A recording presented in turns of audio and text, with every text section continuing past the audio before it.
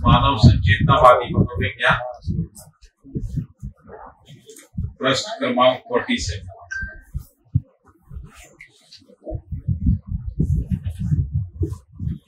मन की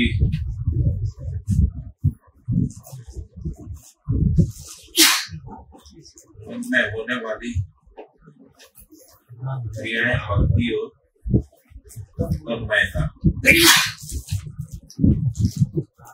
मानव के अपने स्वत्व रूपी मानवीयता में न्याय दृष्टि की क्रियाशीलता सहज होती है। मानव के अपने स्वत्व रूपी मानवीयता में न्याय दृष्टि की क्रियाशीलता सहज होती है। भक्ति और निष्ठा की तन्मयता नित्य उत्सव के रूप में सफल होने का आधार बिंदु है। भक्ति सहज निष्ठा में ही न्याय सुलभता एक सहज क्रिया है।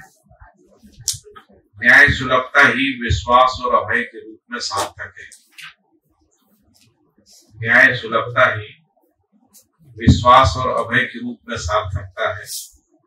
विश्वास के साथ ही सर्वतोमुखी समाधान रूपी अभ्युदय परंपरा में प्रमाणित होता है।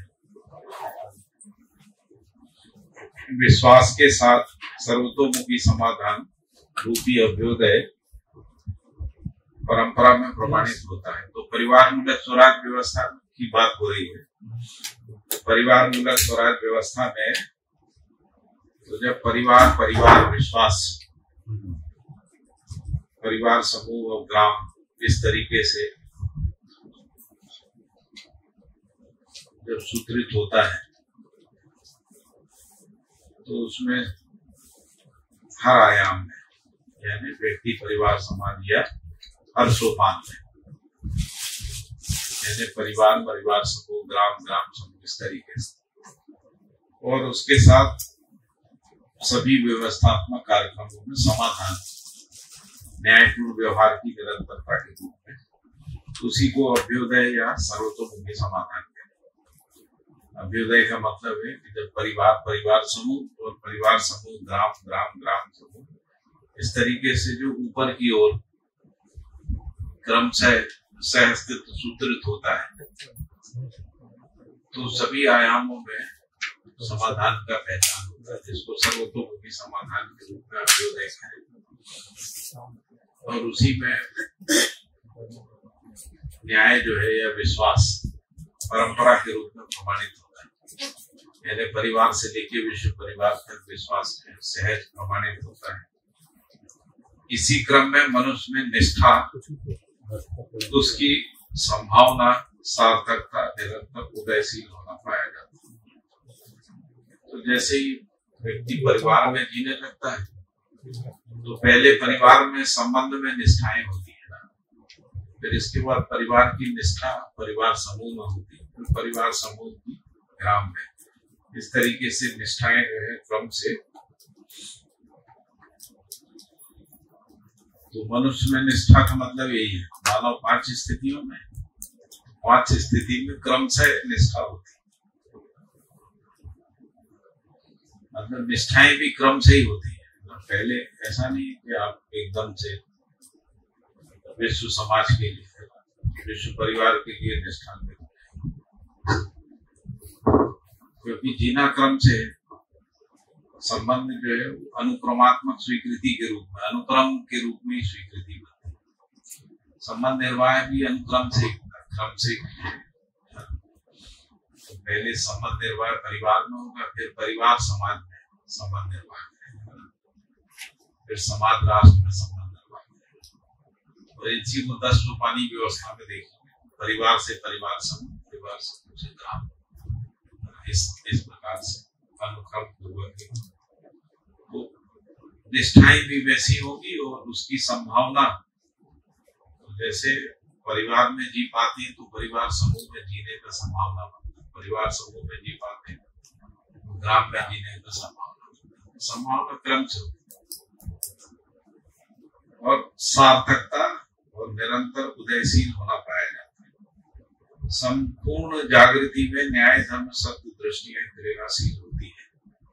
तो संपूर्ण जागृति का मतलब है परिवार से विश्व परिवार या पांचवें स्थिति में जागृति, चारों आयाम पांचवें स्थिति है ना, पांचों व्यवस्थात्मक कार्यक्रम में जागृति है यदि और इसको फैला तो उस प्रकार से ये समझ में आ रहा है कि नहीं आ रहा है? ठीक है। और एक अनुमान पकड़ पा रहे कि तो इसमें जो संपूर्ण जागृति में मतलब इसका भी क्रम है, पहले न्याय है फिर धर्म फिर सत्य है। पहले परिवार और परिवार समूह तक जो है उसको अपन कह रहे हैं न्याय, क्योंकि अभी धर्म का उदय नहीं हुआ। धर्म का उदय व्यवस्थात्मक कार्यक्रम के साथ है। व्यवस्थात्मक कार्यक्रम में जब सर्वतोमुखी न्याय, जब न्याय जो है हर आयाम हर कोण हर परिप्रेक्ष्य में हो जाए उसको कह रहे हैं धर्म। जब न्याय सर्वतोमुखी हो जाए या समाधान सर्वतोमुखी हो जाए तब वही धर्म है ना। फिर इसके बाद जब मानव जाति शेष प्रकृति के साथ न्याय पूर्वक हो जाए उसको सत्य कहते हैं। तो इस प्रकार से न्याय ही धर्म, धर्म ही सत्य और सत्य ही सत्य। तो इस प्रकार से क्रम से न्याय धर्म सत्य दृष्टि क्रियाशील होती है और इस आधार पर भय मुक्ति, इस आधार पर क्रम से भय मुक्ति होती है ना। परिवार में भय मुक्ति, परिवार समूह में भय मुक्ति, समाज में भय मुक्ति और राष्ट्र में और अंतरराष्ट्र में भय सहज रूप में प्रमाणित होती है। फलस्वरूप भक्ति व्यवहारिक हो जाती है। तो यदि ऐसा होता है तो भक्ति रूप में जो आचरण है वो व्यवहारिक रूप में स्पष्ट हो जाता है। मानवीयतापूर्ण आचरण के रूप में भक्ति रूपी आचरण जीने में प्रमाणित हो जाता है या उसका व्यवहारिक स्वरूप सामने आता है। और इसी को कह रहे हैं कि भक्ति को इस प्रकार से भी देखा जा सकता है कि मानवीयतापूर्ण जीने की कला ही भक्ति है अथवा भक्ति के वैभव के रूप में स्पष्ट है। जागृति विधि से मानव में भक्ति से क्रियाकलाप है, क्योंकि व्यवहार में सामाजिकता, व्यवसाय में स्वावलंबन के उपरांत ही भक्ति की अभिव्यक्ति प्रारंभ होती है। तो कह रहे कि भक्ति की अभिव्यक्ति पे भी उन्होंने कहा कि जब तक व्यवहार में सामाजिक और व्यवसाय में स्वावलंबन, ये दो चीजों के बाद ही कह रहे हैं कि भक्ति की अभिव्यक्ति आरंभ होती है।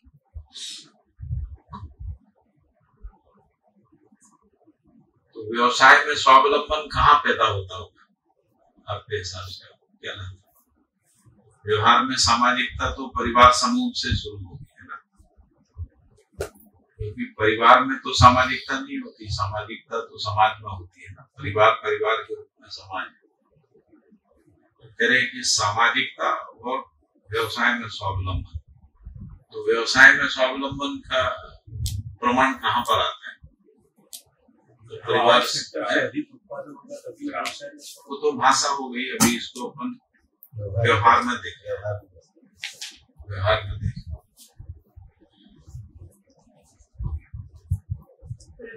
बताइए क्या बोल रहे हैं। पूरा परिवार की जो आवश्यकता है उससे अधिक हम उत्पादन कर लेते हैं, तभी व्यवसाय में स्वावलंबन हो जाएंगे ना। व्यवसाय में स्वावलंबन और थोड़ा सा सोचिए कैसे हो जाएंगे। मान लीजिए एक परिवार जो है क्या व्यवसाय में स्वावलंबी हो सकता है। जैसे मान लो हम उत्पादन करते हैं, उत्पादन रूपी व्यवसाय में स्वावलंबी हो जाता है। नहीं हो पाएगा, नहीं वो समाज के लिए, समाज से ही हो पाएगा। हर एक चीज तो नहीं उत्पादन करेंगे। तो उत्पादन में स्वावलंबन जो है कम से कम 3 आयाम वहां से ही शुरू होगा ना, जब तक ग्राम तक नहीं पहुंचते हैं। क्योंकि जो स्वायत्तता है ना, आपको जब तक स्वायत्तता सुलभ नहीं, बीज की स्वायत्तता, पानी की स्वायत्तता, जमीन की स्वायत्तता, तब तक स्वावलंबन नहीं। स्वपरिवार तो परिवार में स्वावलंबन में निष्ठा हो सकती है ना, परिवार स्वावलंबन के लिए निष्ठान्वित हो सकते हैं, लेकिन स्वावलंबन का प्रमाण नहीं। स्वावलंबन का प्रमाण जो है वो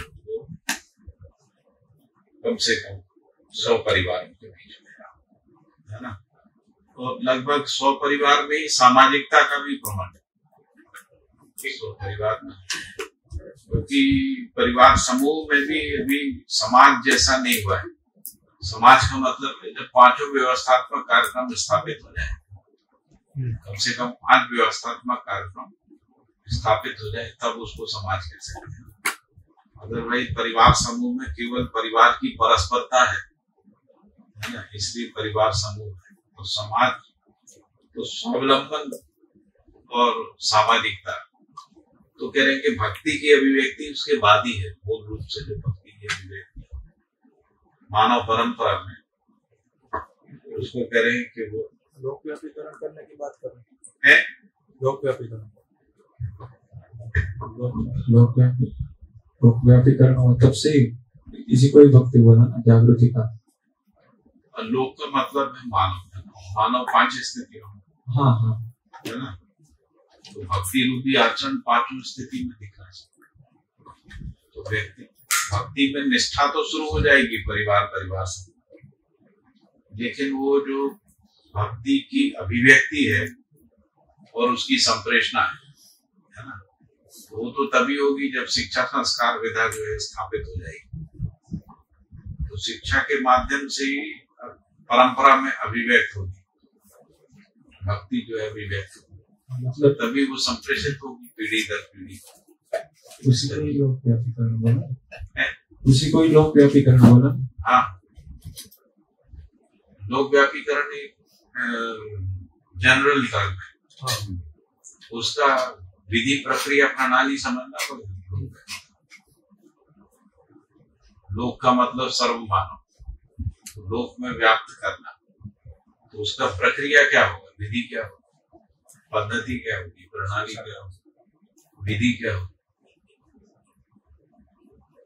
विधि क्या होगी, क्रम से होगी या रेंडमली हो जाएगा? क्रम से होगी ना। तो उसका क्रम क्या होगा, तो परिवार में स्वराज व्यवस्था क्रम ही होगा। परिवार ये हो सकता है कि कई जगह एक साथ लोग प्रयास करें, कई जगह एक साथ परिवार समूह बन जाए, 10, 25, 50 जगह पे, कुछ जगह ग्राम बन जाए, कुछ परिवार समूह, कुछ ग्राम समूह हो जाए, है ना। होगा, लेकिन होगा इसी क्रम से, इसी सीक्वेंस से, उसमें छलांग नहीं लगा सकता कोई परिवार, चाहे सीधे हम मंडल में या क्षेत्र में भागीदारी करेंगे, ऐसा नहीं, क्योंकि मंडल है ही नहीं तो कहाँ भागीदारी करोगे। पहले मंडल बनेगा, और मंडल में भागीदारी की विधि है। क्या विधि है कि परिवार से एक प्रतिनिधि जाएगा ग्राम में, इसमें परिवार समूह से एक व्यक्ति जाएगा ग्राम में, तो जो प्रतिनिधित्व विधि से भागीदारी है ना, तो व्यक्ति की विधि से भागीदारी नहीं, तो वो प्रतिनिधि है। तो जब कोई व्यक्ति परिवार समूह से ग्राम सभा में जाएगा, तो वो परिवार समूह का प्रतिनिधि है, व्यक्ति नहीं है, इंडिविजुअल नहीं। मैं इंडिविजुअल पे विशेष फोकस करता हूँ बार बार, क्योंकि हम लोगों को अभी उसका अभ्यास नहीं है सोचने का। जैसे हमारे जो एमएलए है, एमपी है, बेसिकली वो व्यक्ति नहीं है, वो हमारे प्रतिनिधि। यदि उस चेतना से संपन्न नहीं है तो राजनीति में समस्या पैदा करते हैं, न्याय नहीं कर पाते। मतलब हमने अपना प्रतिनिधि बना के भेजा, उनको करते मनमानी है ना, हमसे पूछते ही नहीं है ना, तो वो प्रतिनिधि नहीं हुए। तो इसलिए डेमोक्रेसी में समस्या है। यहाँ पर वो समस्या को न्यूट्रलाइज किया बाबा जी ने, क्योंकि यहाँ पे प्रतिनिधित्व तो केवल 10 लोगों में हो रहा है, तो ज्यादा गड़बड़ नहीं कर सकता। 10 में से लोग पूछ ही लेंगे कि आप ऐसे कैसे बोल सकते हैं ना, 10 ही लोग हैं। तो यहाँ पर हम लोग अभी एमएलए वाला प्रतिनिधित्व हो 2-4 लाख में एक व्यक्ति है ना, दूरी बहुत हो गई, तो पूछना बनने का कोई विधि नहीं है। विधि है तो थोड़ी जटिल है, या फिर उसको एमएलए ओवरलुक कर सकते हैं, एमपी ओवरलुक कर सकते हैं। 10 लाख का एक प्रतिनिधि है, ओवरलुक कर सकते हैं, कहेगा केवल आपके वोट से थोड़ी जीता ऐसा। लेकिन 10 में से एक है तो उसका मूल्यांकन हो सकता है ना, उसका समीक्षा भी हो सकता है। और दूसरा है कि सभा भी छोटी है, वहां पे सभा जो है 700-600 लोगों की है। लोकसभा यदि आप दोनों सभाओं को मिला लें तो 750 के आसपास है।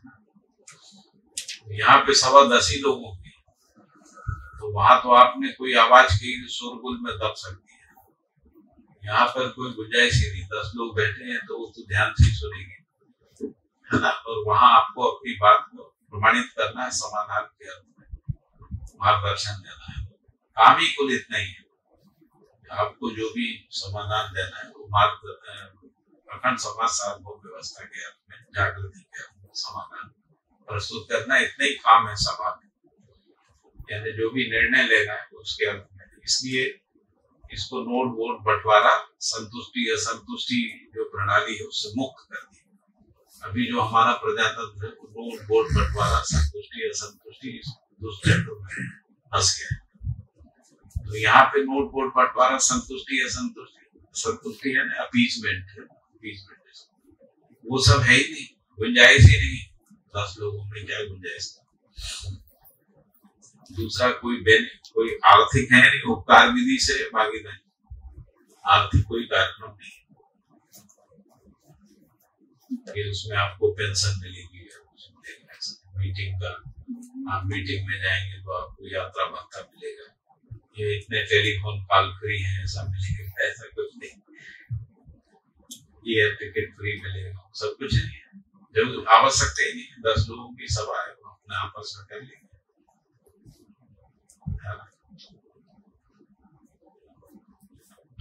तो सभी चीज अनुक्रम से है, सभी कुछ जो है सारी मानवीयता पुनर्जन जो है वो एक विधि प्रक्रिया से, प्रणाली से, इसको समझना जरूरी है कि आगे का जो रास्ता हमको इसी से समझ में आएगा।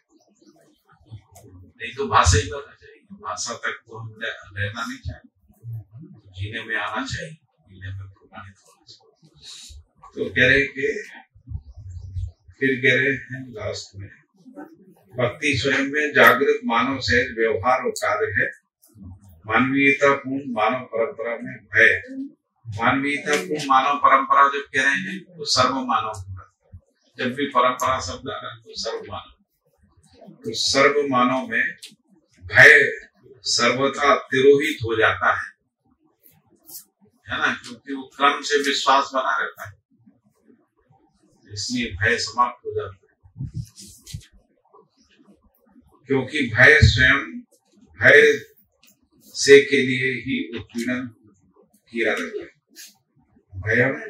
क्योंकि भय स्वयं भ्रम से, है ना, भय कहाँ से पैदा हो रहा है? भ्रम से, और भ्रम में, भ्रम से भ्रम के लिए, भ्रम से भ्रम के लिए ही उत्पीड़न है। भय का जो कारण है भ्रम से, और उससे जो भी भय पैदा तो क्रम से भ्रम ही है। इस तरह फिर लिखा है कि इसके मूल में पराभव के बाद पराभव ही है। मतलब जैसे एक कड़ी में गड़बड़ होता है तो फिर अगली कड़ी तो क्रम से पराभव है। जैसे अभी हम लोग देख रहे हैं पराभव है पतन या समस्या।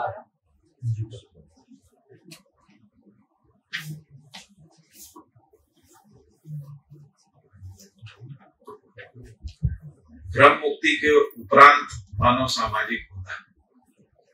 जब तक ब्रह्म मुक्ति नहीं है तब तक मानव सामाजिक नहीं। और इसको भी उन्होंने समीक्षा में ही बोला है कि व्यक्ति, परिवार और समाज, जिसको वर्ग, समूह या संप्रदाय कह रहे हैं ना, वहां तक सामाजिक होने का कोई प्रमाण अभी तक मिला नहीं मानव जाति। हम लोग जैसे कल भी कुछ बात चल रही थी कि कोई समुदाय है, कोई संस्थाएं हैं, ये क्या सामाजिक है ना? तो समीक्षा करने पे इनका सामाजिक होना प्रमाणित नहीं होता, क्योंकि इनकी सामाजिकता सूत्रित नहीं हो रही विश्व परिवार के साथ। एक किसी सीमा में जाकर रुक जाती। तो जब भी कोई मानव समाज में कोई सीमा बनती है, समुदाय के रूप में ही सीमा बनती, सीमा बनते ही सीमा सुरक्षा शुरू हो जाती। जैसे आपने अपने खेत की सीमा बनाई तो आपको बाउंड्री, अपना फेंसिंग करना है ना, बाड़ लगाना है, उसका सुरक्षा करना। तो वैसे ही जब भी कोई संप्रदाय के रूप में सीमा बनती है तो सीमा सुरक्षा का कार्य शुरू हो जाता है। तो ये सीमा दो प्रकार से होती है। एक ये बाड़ लगाती, फेंसिंग करना है ना, फिजिकल पॉलिटिकल बाउंड्री जिसको कहते हैं, और दूसरी बौद्धिक सीमा हो गई है ना। तो बौद्धिक सीमा को बनाए रखने के लिए कट्टरता का कार्यक्रम करता है, क्योंकि तर्क चलेगा तो संप्रदाय टूट जाएगा, क्योंकि तर्क तो फिर पूर्णता तक जाएगा। मान्यता को फिर बचा के रखना तो बहुत सारा कार्यक्रम है। उनके पास नहीं जाना, ये पढ़ना, ये उपासना करना, वो वाली नहीं करना, ये वाली नहीं करना, है ना। ऐसा रोकने के लिए बाढ़, बौद्धिक बाढ़, उसको लगा के इसको तो कैसे बौद्धिक रूप से रोकेंगे? तो यही कहना, तुम वहां क्यों जाते हो? सब कुछ तो अपने यहाँ है, हमसे श्रेष्ठ है क्या कोई? हमसे तो श्रेष्ठ कोई है। तो स्वयं श्रेष्ठता का अहंकार पैदा करना। क्योंकि यदि मान लो हमने दूसरे को, इनको श्रेष्ठ मान लिया तो हम इनके में चले जाएंगे, क्योंकि मानव में श्रेष्ठता की ओर जाने का सहज गति है ना। मानव श्रेष्ठता की ओर जाना चाहे, अब उसको रोकना है। मान लीजिए कहीं इसने इनमें श्रेष्ठता पहचान ली तो वहां चला जाए, तो वो श्रेष्ठ है ही नहीं, नेष्ठ है। तो नेष्ठ कहते रहना, दूसरे को नेष्ठ कहते रहना, तभी वो रुकेगा, नहीं तो रुकेगा। तो ये सब संप्रदाय यही करते हैं। उनमें से भी कुछ लोग चले जाते हैं जिसको अपन धर्मांतरण कहते हैं, और कई बार लोग खींचने का प्रयास करते हैं, प्रलोभन विधि से, भय विधि से, दंड विधि से, अत्याचार विधि से, शासन। बहुत सारे शासकों ने किया ना, सामूहिक रूप से नरसंहार भी किया है ना, ताकि लोग डर जाएं, डर के धर्मांतरण करें। मतलब इतना सब हुआ, तो इसीलिए करें तो सामाजिक होना प्रमाणित नहीं, और इसीलिए वो क्रम से पराभव है। मतलब यदि व्यक्ति में भ्रम हुआ तो परिवार में भ्रम, परिवार में भ्रम हुआ तो समाज में। समाज का भ्रम ज्यादा खतरनाक है परिवार के, परिवार से का भ्रम से कम खतरनाक व्यक्ति का भ्रम। व्यक्ति में भ्रम ज्यादा घातक नहीं, क्योंकि वो ज्यादा से ज्यादा अपना सिर फोड़ लेगा, बस इससे ज्यादा क्या करेगा। लेकिन यदि परिवार में भ्रम हो गया तो 4-5 परिवारों को, 10-20 परिवारों को प्रभावित करेगा। समाज में हो गया तो बहुत बड़े आबादी को, जनजाति को, इसलिए पराभव के बाद पराभव है। तो ब्रह्म मुक्ति के उपरांत मानव सामाजिक होता है, समृद्ध, अभय संपन्न अथवा विश्वास में निष्ठा संपन्न होता है। तो समृद्ध और अभय संपन्न, एक तो समृद्ध कह रहे हैं ना, तो दूसरा अभय संपन्न, फिर कह रहे हैं अथवा, इसी को वो कह रहे हैं कि अथवा विश्वास में निष्ठा संपन्न होता है। यानी एक है संपन्न होना, जैसे हम आवश्यकता से अधिक उत्पादन कर लेते हैं तो हमको विश्वास हो गया कि हम समृद्ध हैं। परिवार के रूप में, व्यक्ति में तो है समृद्धि। तो एक परिवार जो है श्रम करता है, एक आध कोई वस्तु पैदा कर लेता है, विनिमय विधि से उसको लगता है कि जो भी पैसा आया है ना, अभी प्रणाली अभी जो विधि है उसमें, तो उससे हमारा परिवार का आवश्यकता पूरा हो जाएगा, है ना। तो कहेंगे समृद्ध हो गया है ना, समृद्ध। लेकिन ये समृद्धि नहीं है, ये समृद्धि में निष्ठा है, क्योंकि इसमें समृद्धि सुलभता नहीं। मान लीजिए कि आपको किसी समय श्रम करने का अवसर ही नहीं, अकाल पड़ गया, कुछ विपरीत स्थिति आ गई, तो समृद्धि में रुकावट आ गई, तो थोड़े समय अभाव में रहेंगे, फिर समृद्धि, फिर क्योंकि मानव में श्रम से समृद्धि का प्रवृत्ति है, और एक व्यक्ति जो है प्रकृति में श्रम करता है तो एक दाने से अनेक दाना पैदा कर सकता है। जीव संसार में उत्पादन की क्षमता नहीं है, इसलिए वहां समृद्धि नहीं है। मानव में उत्पादन का क्षमता है, इसलिए वो समृद्धि को बनाए रख सकता है। तो समृद्धि भी जो है कम से कम ग्राम के स्तर में सुलभ होती परिवार तक, क्योंकि एक परिवार अपनी आवश्यकता की सभी वस्तुएं पैदा नहीं कर सकता, तो एक से अधिक परिवार वस्तुएं पैदा करते, विनिमय विधि से सुलभ हो जाती है। लेकिन 10 परिवार भी पूरी आवश्यकता की वस्तुएं पैदा नहीं कर पाते। जैसे मान लीजिए हम लोग कहें कि 10 परिवार मिलकर उत्पादन करें, तो अपना कपड़ा साबुन आदि जितना भी आवश्यकता का सूची बना लें, दवाई भी उसमें शामिल करें, तो भी हम पूरा नहीं कर पाएंगे। तो 100 परिवार में इसका संभावना है कि समृद्धि सुलभ हो सकती है ना। तो समृद्धि सुलभ होने से एक भय तो गया, वस्तु सुलभता गया, वस्तु सुलभता वाला जो भय है वो खत्म, और वस्तु सुलभ है, तो उसी को कह रहे हैं समृद्धि और अभय। समृद्ध अभय संपन्न, अब अभय आ गया है, तो वस्तु सुलभता के रूप में भी आ गया, और जो परिवार से जब परिवार समूह परिवार बना, और परिवार समूह से ग्राम परिवार बन गया, तो 100 परिवारों के बीच में न्यायपूर्ण व्यवहार जो है वो प्रतिष्ठित हो गया। तो जो व्यवहारगत जो भय है वो भी समाप्त हो गया, क्योंकि एक परिवार ज्यादा से ज्यादा 10-12 परिवारों तक ही उसका व्यवहार संबंधी निर्वाह होता है ना। तो यदि वहां पर आश्वस्त हो जाए व्यवहार को लेकर, तो व्यवहार संबंधी भय से मुक्त हो गया, है ना। तो जब व्यवहार संबंधी भय और वस्तु संबंधी भय, दोनों भय समाप्त, तो उसको कह रहे हैं समृद्ध और अभय संपन्न, अर्थात विश्वास में निष्ठा संपन्न होना, यानी विश्वास में निष्ठा होगी। अभी ये विश्वास आगे तक सूत्रित होगा, है ना, क्योंकि फिर ग्राम समूह, फिर उसके बाद विश्व परिवार समूह तक जाएगा, इस तरह का विश्वास, तभी जाके वो सर्वतोमुखी समाधान तक होगा। तो सर्वतोमुखी समाधान सहित प्रामाणिकताओं को प्रमाणित करने का क्रम स्वयं स्फूर्त विधि से चरितार्थ होता है, और इसमें भी वो कह रहे हैं कि ये सब जो है स्वयं स्फूर्त विधि से होता है। जब हम इस विधि से जीते हैं तो विश्वास जो है स्वयं स्फूर्त होता है। हम जब इस विधि से जीने का प्रयास करते हैं तो उसके लिए फिर कहेंगे सर्वतोमुखी समाधान सहित प्रामाणिकताओं को प्रमाणित करने का काम स्वयं स्फूर्त विधि से चरितार्थ होता है। इसी आधार पे भक्ति अपने आप हर क्षण हर पल उत्सवित रहती है। भक्ति अपने आप में जागृति से जो उत्सव है, उसमें अभयता, वर्तमान में विश्वास तन्मयता का प्रमाण है। विश्वास पूर्वक ही अभयता प्रमाणित होती है। इस कारण विश्वास में तन्मयता और प्रामाणिकता में तन्मयता स्वाभाविक तथ्य है। इसलिए जागृत मानव परंपरा में एकमात्र भक्ति ही नित्य उत्सव है।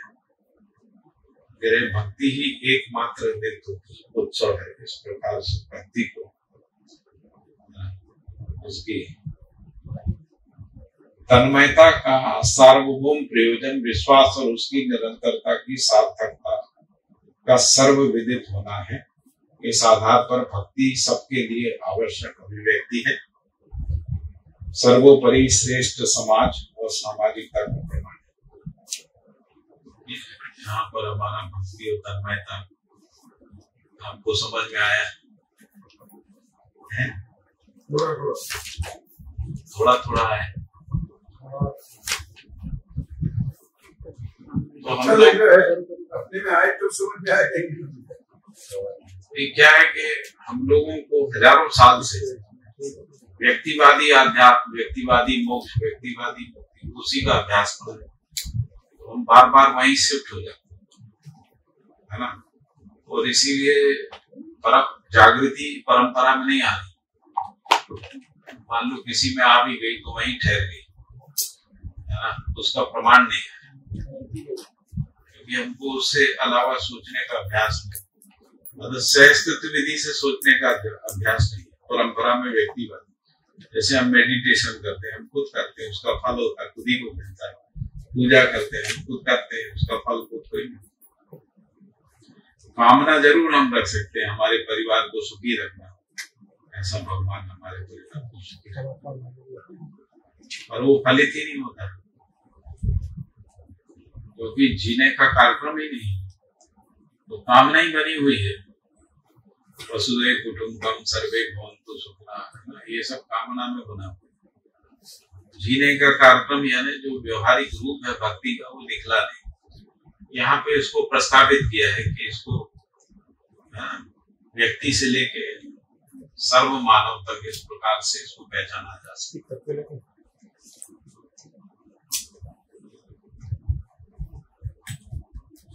जब हम मानव संचेतना की बात कर रहे हैं तो सर्व मानव के आचरण में पहचाने, सर्व मानव को हम लोग इंडिविजुअली पहचान रहे हैं ना, एक सर्व मानव, जबकि सर्व मानव 5 स्थिति में है, व्यक्ति, परिवार, समाज, राष्ट्र, इस रूप में।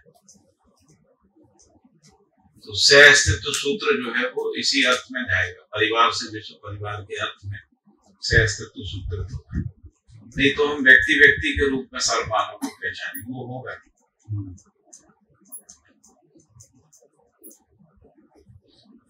ये जो 5 अवस्थाएं हैं, इसमें प्रतिनिधि को कैसे पहचाने?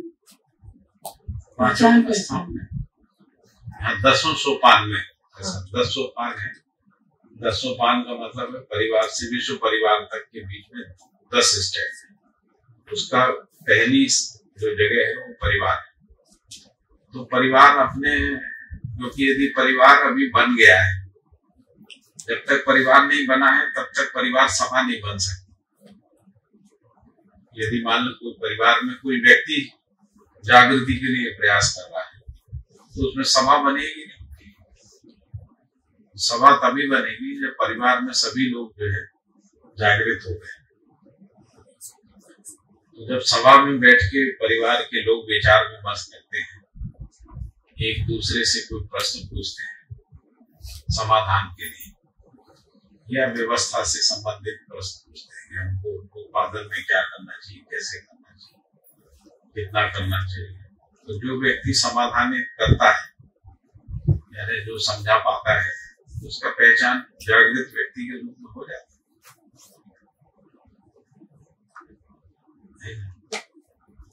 सहज हो जाता है। जो नहीं समझा पाता है, पता ही रहता है कि नहीं समझा, वो खुद भी स्वीकार करता है कि अभी हमको नहीं समझा, है ना, अभी वो सभा में पूछता है। उस विधि से परिवार के प्रतिनिधि को हम पहचान सकते हैं। परिवार में जागृत व्यक्ति का पहचान है। अब ये जागृत व्यक्ति जो है परिवार समूह में जाता है, ऐसे 10 परिवारों में से एक व्यक्ति पहचान के आते हैं। तो ऐसे समझदार लोगों की जो अगली सभा है वो परिवार में जिनको समझदार पहचाना है, उन लोगों की सभा है। अब उस सभा में से एक व्यक्ति को ग्राम के लिए पहचानना है, तो कैसे पहचानेंगे? तो वो सभा जो भी काम करती है, परिवार समूह मिलके जो भी काम करता है, उस काम में बहुत सारे प्रश्न पैदा होते हैं। आगे की कार्य योजना है ना, आगे का समाधान है, कई स्किल से संबंधित है, कई जो है व्यवहार से संबंधित है, कोई न्याय सुरक्षा से संबंधित है, कोई स्वास्थ्य से संबंधित है, ऐसे सब प्रश्नों को रखना है। तो उसमें जिसका अभ्यास होता है समाधान को पहचानने का, उसको समाधानित करने का, उस विधि से 10 लोगों में एक समझदार व्यक्ति का पहचान हो जाता है। मान लो 2 भी हो गए तो केरला इनको भेज देते है ना, 2 लोग समझदार है, 3 भी हो सकते, सिलेक्शन होगा वहाँ पर, सिलेक्शन हो गया, सिलेक्शन होगा, स्वाभाविक रूप से हो जाता है। समझदारी होने का। हाँ, समझदारी, ये समझदारी के बाद स्वाभाविक, जैसे मान लीजिए कि किसी व्यक्ति को खेती आती है, किसी को चिकित्सा आती है, तो हम स्वाभाविक रूप से ये अपेक्षा करते हैं जिसको खेती आती है, खेती संबंधी उसको स्वीकार भी करते हैं, खेती संबंधी समाधान, चिकित्सा संबंधी समाधान देगा, तो स्वाभाविक स्वीकृति रहती है। बहुत फ्रैंकली और स्पष्ट रूप से कहें तो परंपरा में जो समस्या है, ज्यादातर समस्या यही है, जो जिस योग्य नहीं है वही काम कर रहा है।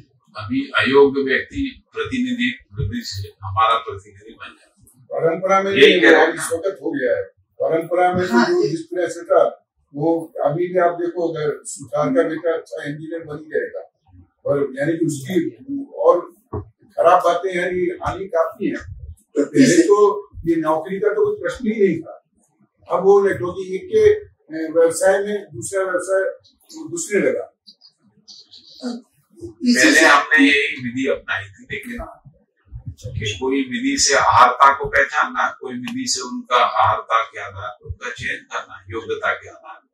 लेकिन आरक्षण आ गया, आरक्षण आने से जो है ये बाधित हो गई। इसमें फिर इसके बाद जो है ये जो जिसको हम लोग चुनाव विधि इलेक्शन कह रहे हैं, तो इलेक्शन में क्या हुआ कि नोट वोट आ गया। नोट बांटो तो वोट मिलेगा। फिर इसके बाद नोट वोट के बाद बंटवारा आ गया। बंटवारा का मतलब ये हमने ज्यादा पैसा लगाया तो हमको प्रॉफिट वाला मिनिस्ट्री चाहिए जिसमें हम ज्यादा कमा सके। हाँ, लोगों में भी भैया कहते हैं उन्माद यानी पागल, एक विधि आ गई, दूसरी विधि आ गई कि हमारे लोगों को इतना अत्याचार करना, वो कोई परंपरा तो नहीं थी। परंपरा में किसी ने कहा तो नहीं था, तो हर एक में भगवान विष्णु कहते हैं। ऊंच नीच ये सब तो बनाए हुए ना, यानी बाद में यानी डेटोनेशन है उस व्यवस्था का, परंपरा। मैं परंपरा का शब्द केवल इसलिए यूज किया कि बार बार ये सुन रहे हैं कि आप कौन से युग की बात कर रहे हैं? अभी वर्तमान से शुरू कहाँ से हुआ? कहाँ से आप बोल रहे हैं? पहले था, पहले कहाँ? उनको बोल रहे हैं क्या? आप पीछे का आ गए। भी राम के समय था नहीं, धोबी ने राम और सीता को अलग कर दिया। उसका इस चीज से क्या संबंध है? अलग कर दिया, वो तो राम क्या दोस्त था कि उसने उस तरह से माना या ये मतलब राम में दोस्त था ना, क्यों नहीं था? यानी आज के हिसाब से मैं जो सोच रहा हूँ, मेरी बुद्धि में हो सकता है राम मर्यादा पुरुषोत्तम से सब कुछ था, उनका काम था ये था, और जो सीता को छोड़ा हुआ ये कहता है, मेरी बुद्धि में तो नहीं आया। और भी बहुत सारी चीजें नहीं आएंगी। राम क्यों गए थे ये हिरण को मारने के लिए? वो तो किसी की भी नहीं चलती। नहीं, ऐसा मैं संबंधों का निर्वाह, संबंधों का निर्वाह, क्योंकि संबंध का निर्वाह ने कहा था मारने के लिए गए थे ना, हिरण को मारने गए थे, यानी मांसाहारी रहे होंगे तभी तो गए होंगे। सीता जी को क्यों इच्छा हुई हिरण खाना? नहीं, हिरण खाने की इच्छा नहीं, तो मार के लाके क्या देखेगा? चमड़ी नहीं, ऐसा तो नहीं किया। हाँ, उस वक्त वो मांसाहारी थे ऐसा कहीं है, परंतु ये हिरण जो था वो खाने के लिए गोल्डन चमड़ी थी ना, और उसका खाल जो खाल है खाल की जरूरत थी। हाँ, वस्त्र नहीं हुआ करते थे, वस्त्र नहीं हुआ करते थे, खाल से ही काम चलता था। मतलब बिना बात किए हुए खाल निकालना है। टेक्नोलॉजी कौन सी थी? पहले उस समय वस्त्र नहीं हुआ करता था, नहीं हुआ करते थे। पहनने के लिए खाल का सर्वोत्तम अपने बैठने के लिए जीव हत्या थी। जी। तो ये कौन सा न्याय का काम है? हम जाएंगे आप हजारों चीजों को कहा माथा फोड़े करेंगे। अभी मेरा प्रश्न यहाँ था, इसमें एक शब्द है, इसी को और स्पष्ट बंदर जो है वो आदमी थे या बंदर थे? सही में बंदर अभी मैं खोज रहा हूँ ऐसा कोई जो कि इसका उत्तर दे सके। खैर मेरा ये कहना है कि यदि आप पूरा पुराने समय में चले जाएं तो वर्ण व्यवस्थाएं थी, जातियां थी, ये उनका कारण था, अलग था, जो भी कारण था, यानी कि उसके अच्छी चीजें, उसकी अच्छी चीजें ज्यादा थी। पर ये मैं भी ब्राह्मण हूँ, पर ब्राह्मण है या जिसको रक्षा का वो दिया था भार, वो राजा बन गए, और ब्राह्मण यानी कि अपने उसमें आ गए। ब्राह्मण यानी उस दोनों चीज थी। ब्राह्मण का क्या था कि वो उसको नौकरी नहीं करनी थी, समाज की जिम्मेदारी थी, उसको पूरा करना था और उसको इसकी चिंता नहीं करनी थी। पर द्रोणाचार्य को अपने लड़के, अपने बच्चे को आटा पिलाना पड़ा, तो उसका समाज ऐसा हो गया था। और डिटोरिएशन पद्धति में जाते जाते आया, अब मूलतः वो इतना खराब नहीं था इतना, और वहां के उस वक्त के हिसाब से सबसे बड़ी बात यह है कि आज जो नौकरी की बात है, ये तो व्यवस्था ही नहीं थी, और ऊंचा नीचा बना दिया। इसमें क्या है, थोड़ा सा अपन तर्क लगा, आदमी श्रेष्ठता को बचाता है या श्रेष्ठता को छोड़ता है? प्रवृत्ति क्या है? हमारे समाज में कोई अच्छाई थी, हम उसको बचाते हैं या उसको भूलते जाते हैं, छोड़ते जाते हैं? मानव में ब्राह्मण मान तो भैया कुछ भी कर सकता है, तो इसका मतलब भ्रमित था ना। अच्छा था ही, वही पूछ रहे, वही पूछ रहे, अच्छा कब था? सबकी बात हो रही है, पहले से भ्रमित ही था। पहले से सबसे बड़ी बात है कि मतलब सीता भी भ्रमित थी, इसलिए वो मोह में पड़ गई।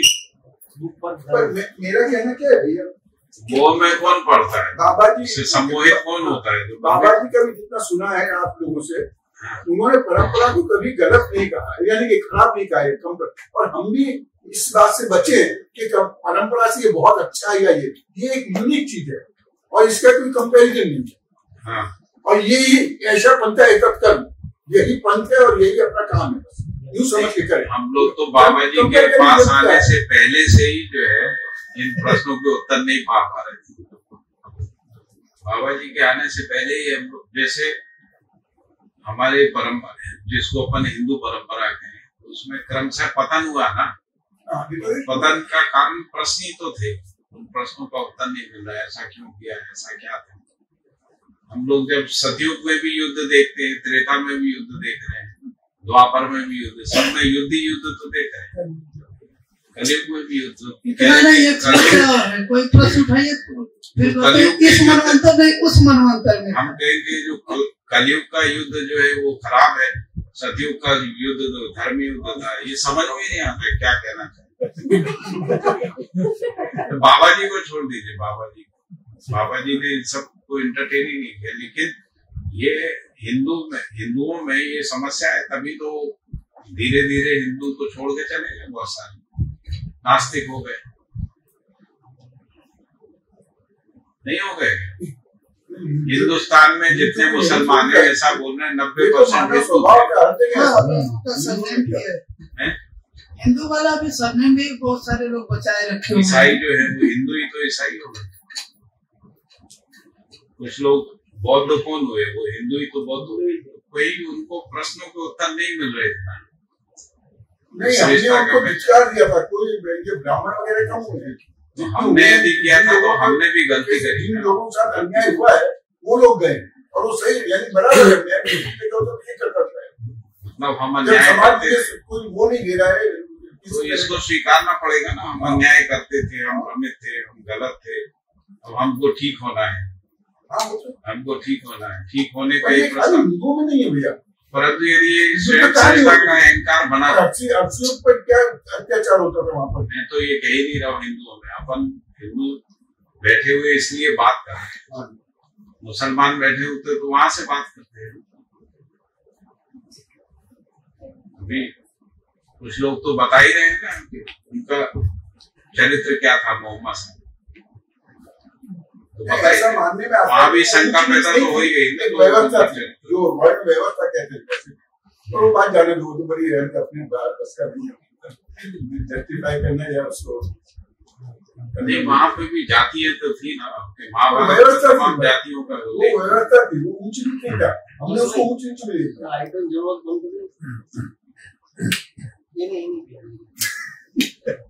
हो सकता है इसको अभी हम प्रस्ताव के बारे में चर्चा करते हैं।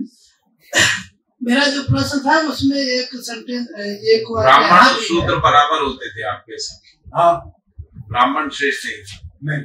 फिर श्री कृष्ण ये क्यों कह रहे हैं कि ब्राह्मण मस्तिष्क से और शूद्र चरण है? हाँ, बराबर है, चरण की वैल्यू नहीं है क्या? हाँ। वो अपना काम कर रहा है। ये अभी भी मैं कह रहा हूँ कि आप अच्छे मैनेजर्स देखिए या अच्छी व्यवस्था देखिए, ब्राह्मण होंगे और अच्छे इंजीनियर सुधार और ये कारपेंटर इसमें से मिलेंगे। वो तो सभी में होंगे। फिर जो कारपेंटर है आज के ब्राह्मण ज्यादा वैल्यू है प्रोफेसर से। जो कारपेंटर है ब्राह्मण अच्छा बनेगा, काम करता है, वो आज भी चली जा रही है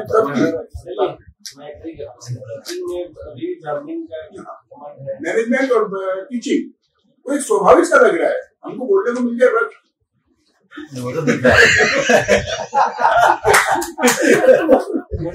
काम नहीं करने का, बोलने का भाई आपके ऊपर बैठे पैर रख देंगे।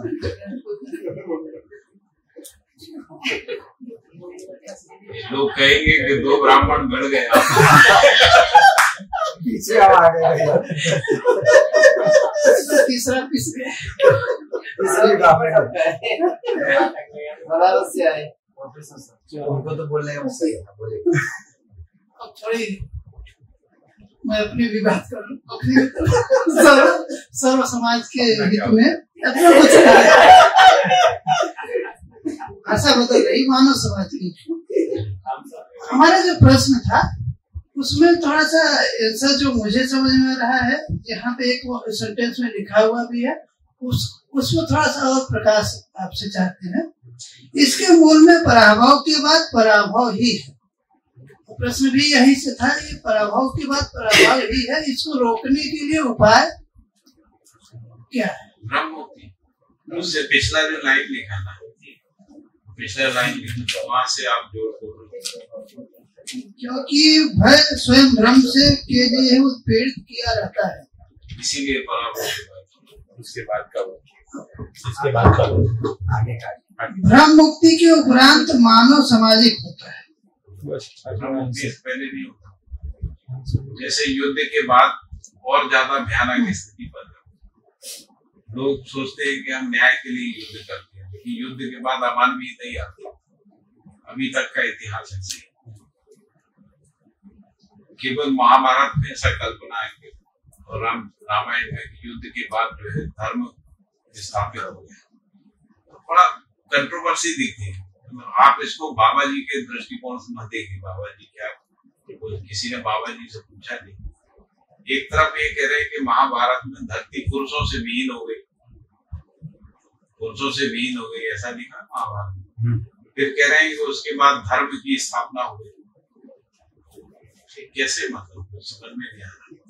नारियां करती नहीं क्या उसके बाद, पुरुष चले गए, क्या कर कैसे वहां पर हो गया कि रावण को मार दिया, उसके बाद कहा कि राम राज्य की स्थापना हो। उससे पहले राम राज्य नहीं था क्या? तो उस समय भी राक्षस राजा बने, राम तो राजा, उसके बाद में तो राम राज्य बात भी कहा जाए। पहले तो दशरथ का राज्य था, दशरथ का राज्य जो है राम राज्य से खराब था। राम राज्य की बात है तो राम राजा बने, उसके बाद राम राज्य। इसका मतलब दशरथ का राज्य ठीक नहीं था। अधिकार क्षेत्र नहीं आपका है। अपने पिता का नाम मिटा के अपने नाम से राज। नहीं, लोगों ने कहा नहीं ये आप ऑप्शन दे करके उसको जो है दूसरे तरफ ले जा रहे। बीच में संकेतों के माध्यम से यही समझाने का प्रयास किया गया है। बीच में राम राज्य आने के पहले भरत का जो समर्पण था, भरत का जो क्रियाकलाप था वो जानना पड़ेगा। उसके बाद ही राम राज्य आता है। राम राज्य कुछ नहीं है जब तक बीच में भरत नहीं आते पहले। चलो उसको छोड़ देते हैं। लेकिन उसके बाद राम राज्य नहीं बना रहा, खत्म हो गया। नहीं बना नहीं फिलहाल अभी नहीं है। उस समय क्या था हमें नहीं पता, अभी नहीं दिख रहा है। अभी तो नहीं दिख, अभी नहीं 1000 साल में दिख रहा है कि पीछे 1000 साल नहीं 1000 साल से भैया गैप ऑफ कम्युनिकेशन से रहती है, इससे दूसरा कुछ है। ये तो 3000 साल पहले की बातें हैं, तो पता नहीं उसमें गीता में भी कितने वो वर्ष दूसरे आगे हो या ये आगे हो। अब क्षत्रिय भी होनी चाहिए थी परशुराम ने, तो उसके बाद कैसे हुए? और 11 दफा कितने, अब 10 दफा 21 तो 11 दफा में कितनी दफा वो बने होंगे? वो केवल अलंकारिक भाषा, केवल अलंकारिक भाषा। तो लेट अस लीव इट, जैसे भैया ने कहा। अभी भ्रम से मुक्ति कैसे होगी? ये सब जानने से भ्रम की मुक्ति हो जाएगी। परशुराम जी को हम ऋषि को पागल आदमी में भी, जो आदमी क्षत्रियों को मारता ही रहा उसको पागल कहना चाहिए। पागल हो गए। अवतार गिना गया, अवतार क्यों बोल रहे? अभी भी जिंदा है, हमारे अवतार आएगा अभी। 7 लोग अमर है, उसमें से एक वो भी है। यहाँ पे बैठे सभी अमर है। बुक से बाहर ये मान लीजिए अमर भी है, हम तो निश्चिंत हैं, हम तो चिंता पता नहीं कब पागल हो जाएगा। उनको कोई टेंशन नहीं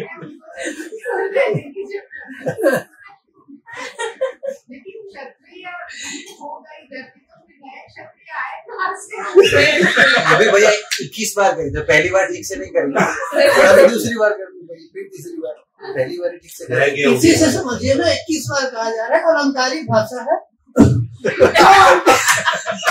जो उनके सामने आए, जो उनके विरोध में थे, जो गलत कर रहे थे, केवल उन्हीं को हटाया। और उसको ऐसे जब भी लिखा जाता है पद्य, खास करके पद्य, उसमें अलंकार तो होता ही है। पुतिन सही कर रहा है सब ना है, उसको हटा देते हैं।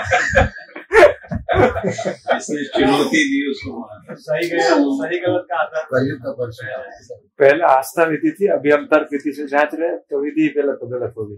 सही भी नहीं था ना, सही गलत नहीं, सही समझ में नहीं आ रही ना। हाँ बिल्कुल बिल्कुल समझ में तो नहीं आ रही। बिल्कुल ट्रांसफॉर्मेशन नहीं हुआ। छोड़ दीजिए, कोई आदमी हत्या करता है, आस्था की परंपरा नहीं मिली। केवल इस बात से हत्या करता है कि आप उसके अस्तित्व को चुनौती दे, यानी उसके अब पंचतंत्र की किसी को फादर में उसको वो अपमान किया था, जिसने अपमान किया था उसको मार देते पूरे क्षत्रियों को। पंचतंत्र की असंभव। अभी मान लीजिए किसी एक ब्राह्मण ने किसी हत्या की, तो कोई कहे हम पूरे ब्राह्मणों को धरती से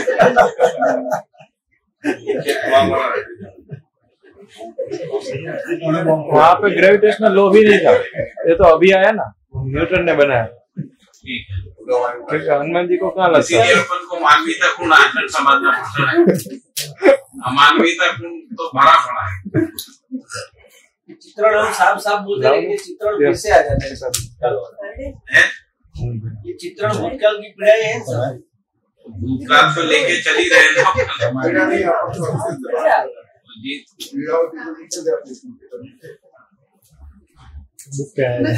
इस पर भी बात होना जरूरी है, नहीं तो फिर यहाँ कनक धारा से बाहर निकलेंगे, फिर जो है बीच में मंदिर आएगा और फिर जो है उधर पुराने की तरफ प्रयाण होता रहेगा। इसलिए कोई दिक्कत नहीं है, जिसको नहीं, हम नहीं जाना चाहते। रोकेंगे वहाँ पे, किसी को रोक तो पैसे मंदिर जाना, मानवीयता पूर्ण आचरण नहीं है ऐसा समझ में आ रहा है। और वो हम लोग उसको भी शिष्टतापूर्ण ये कह सकते हैं कि भाई हमको समझ में नहीं आता, हमको स्वीकार नहीं।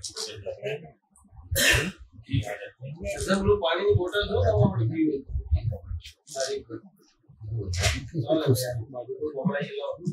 क्या बोलते हो? पानी पी पानी की बोतल रखी है नहीं रखी एक और तो अगले पेज शिफ्ट हो जाए। अगले पेज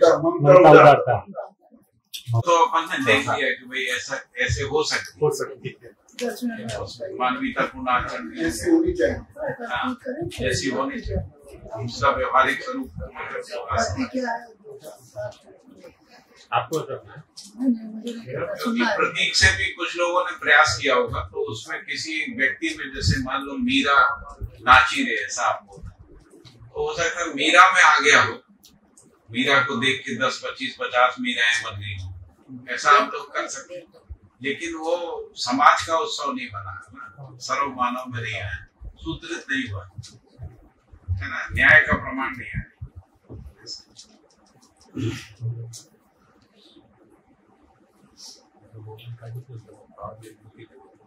फिर अगला है ममता और उदारता। ममता की परिभाषा लिखी है, अपनत्व की पराकाष्ठा पूर्वक पोषण संरक्षण। अपनत्व की पराकाष्ठा पूर्वक पोषण संरक्षण। दूसरा परिभाषा है स्वयं की प्रतिरूप की स्वीकृति और उसकी निरंतरता।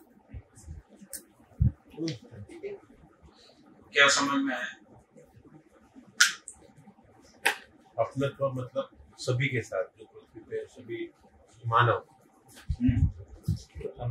वैसे ही समझे किसके साथ, जिससे संबंध नहीं है तो अपनत्व नहीं होता। यदि आपने सर्वमानव को पहचान लिया तो सर्वमानव, जैसे बाबा जी को सर्वमानव अपनत्व दिख रहा है तो सर्वमानव का बात कर रहे हैं, है ना। हमको कहाँ तक दिखता है हमारे जीवन में, हमारे जीवन में कहाँ तक अपनत्व दिखता है? मोहमूलक संबंध, मोहमूलक संबंध, हाँ वही।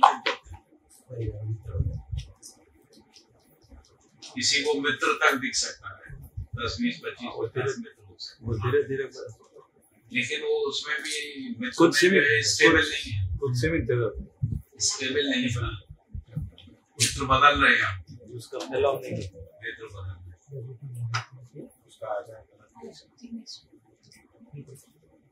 चालू करके ममता उधर करते हैं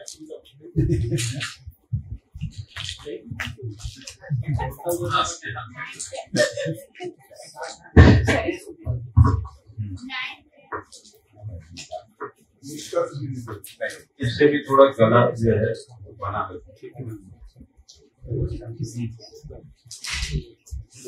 लिखा है कि अब स्वयं की प्रतिरूप की स्वीकृति और उसकी निरंतरता।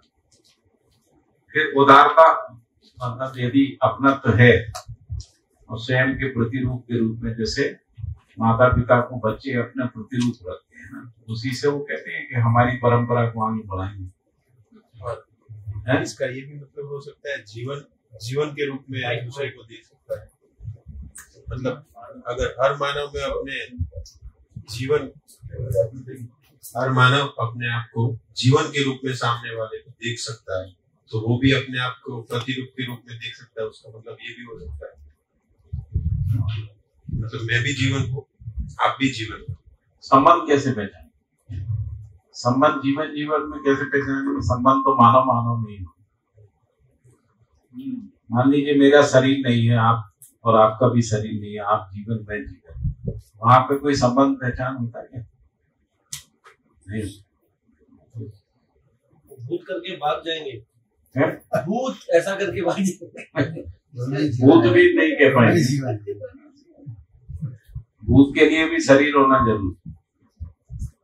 यदि भूत का शरीर नहीं हो तो पहचानने में नहीं आएगा। जीवन परमाणु इतना सूक्ष्म है, वो सामने भूत हो जाएंगे। सारे भूतों की स्वीकृति शरीर के साथ है, शरीर के आकार में।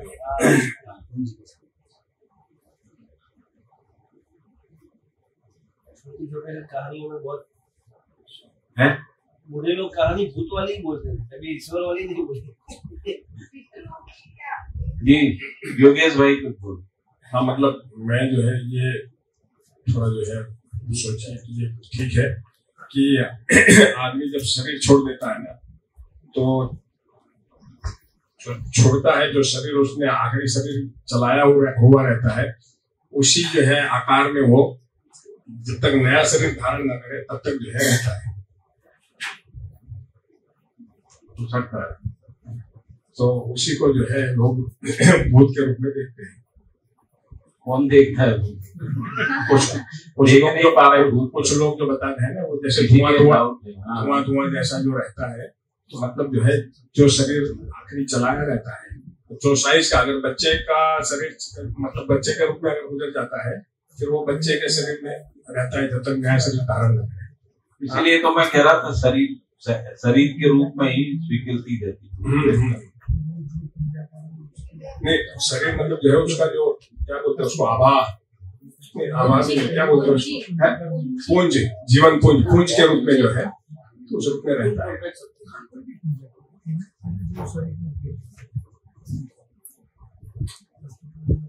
तो आप कुछ बोल रहे थे आप भूत तो आपकी आपने कहा जीवन संबंध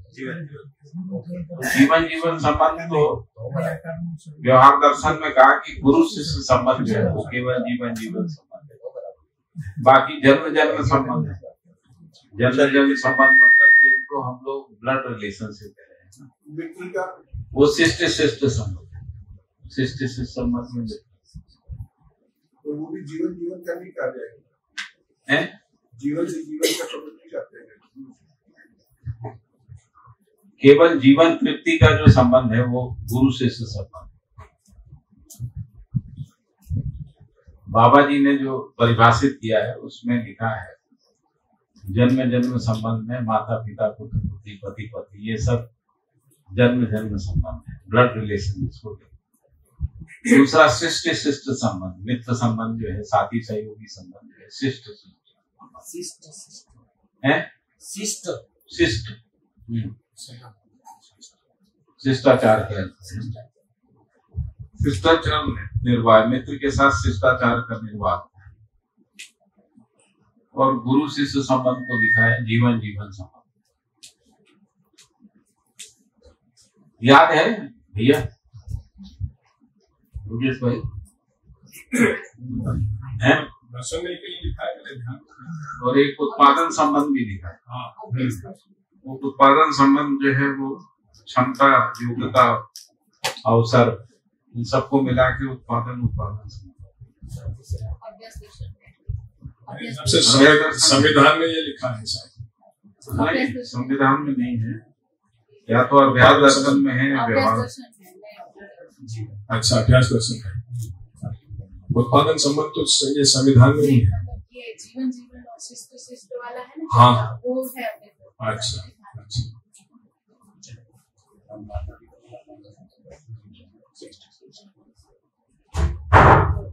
जन्म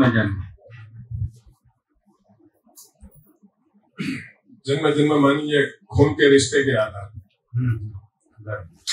ब्लड रिलेशन लेकिन उसमें पति पत्नी का तो ब्लड रिलेशन नहीं है। ब्लड रिलेशन 27 नंबर की पेज में मतलब ये मैं इसमें देखती हूँ।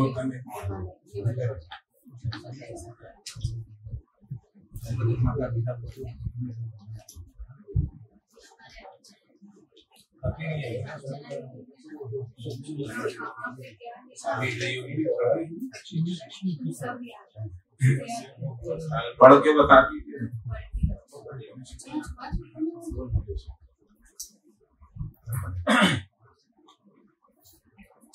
अभ्यास दर्शन में 27 पेज नंबर पे जन्म संबंध माता पिता एवं भाई बहन पति पत्नी पुत्र पुत्री। दूसरा जीवन संबंध गुरु शिष्य जागृत सभी संबंध। शिष्ट संबंध मित्र साथी सहयोगी। नीति संबंध विधि व्यवस्था संस्कृति एवं सभ्यता, उत्पादन संबंध, क्षमता अवसर साधन एवं वितरण आया ना। जन्म संबंध में लिखा है ना, माता पिता एवं भाई बहन, पति पत्नी और पुत्र पुत्री। जन्म शायद पढ़ने में छूट गया था। हाँ बोला था, बोला तो सुनने में छूट गया।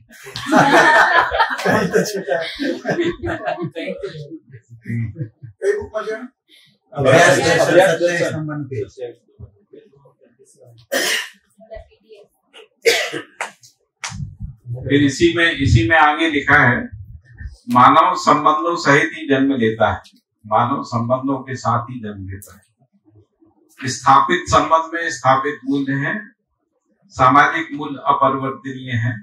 मानवीयता में ही अर्थ का सदुपयोग एवं सुरक्षा सिद्ध होती है।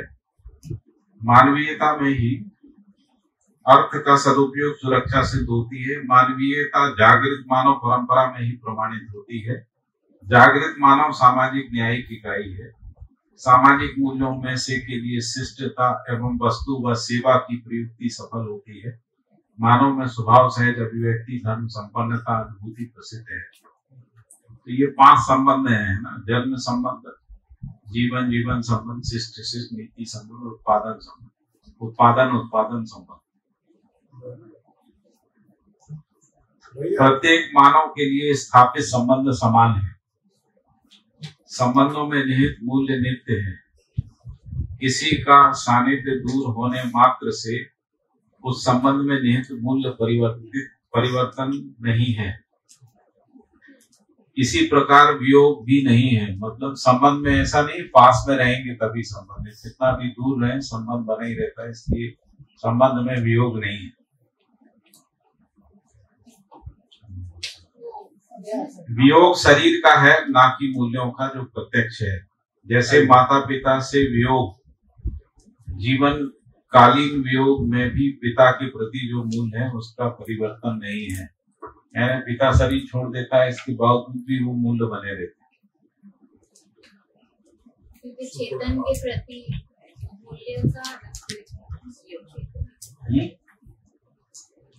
भैया एक बात है, वो मेरे को समझा रही है, मूल्य बने रहते हैं। बढ़िया है, आपस में समझाना शुरू हो जाए तो जागृति जाती है। भैया एक बात थी, मेरा प्रश्न, 1 मिनट। हाँ, ये हो सकता है एकदम यानी कि प्रश्न मैच्योर ना हो तो इग्नोर करना, और मैं ये देख रहा हूँ यानी हर जगह जागृत परंपरा हो या जागृत ये हो तभी ये सब कुछ होगा। हाँ। हम पढ़ रहे हैं उसमें से 90 या 95% ऐसा है कि जो जागृत मानव से ही संबंधित है या जागृत परंपरा से संबंधित है। जागृत होने तक की हमारी ज्यादा आवश्यकता है, पूरी आवश्यकता ही वो है, तो उसके बारे में ज्यादा होके वो उस पर ज्यादा ध्यान दे के जब भी ऐसी बातें आए उस पर ज्यादा चर्चा हो, ऐसा मेरा। ठीक है, आपका प्रस्ताव स्वीकार।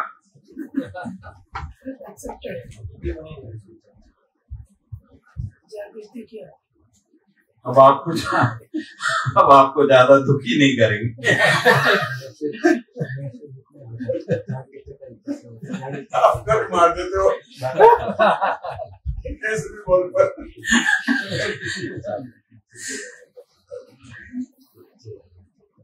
तो ममता जो है वो उदारता के रूप में पहचानने में आती, मानव परंपरा में ममता उदारता के रूप में। उदारता का क्या मतलब है? तो लिखा है, स्वयं प्रसन्नता पूर्वक दूसरों की जीवन जागृति, शरीर स्वास्थ्य व समृद्धि के लिए आवश्यकता अनुसार तन मन धन रूपी अर्थ का अर्पण समर्पण करना।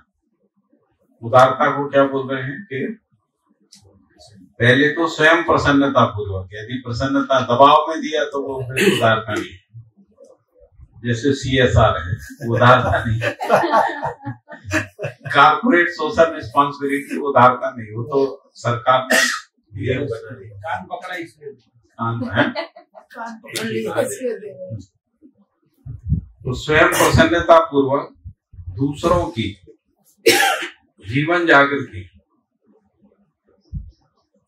शरीर स्वस्थता व समृद्धि के लिए आवश्यकता अनुसार तन मन धन रूपी अर्थ का अर्पण और समर्पण है ना। जब हम अर्पण करते हैं तो अपेक्षा सहित होता है, और जब समर्पण करते हैं तो अपेक्षा विहीन विधि से।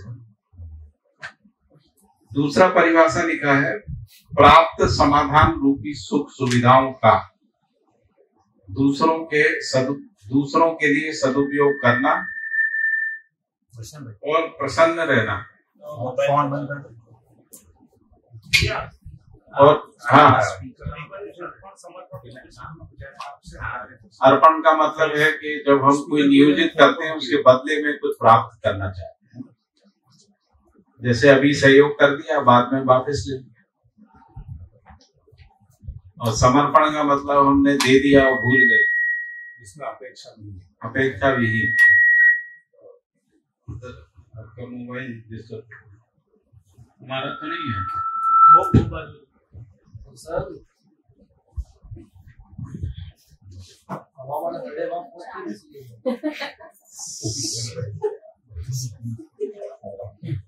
आज ये बहुत सीटी बजा भैया ने भी तो खाई है, शुरू से कर सकते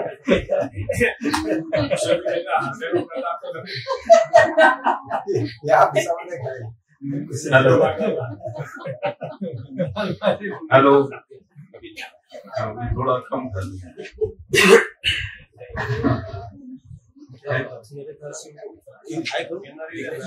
अब नहीं आएगा।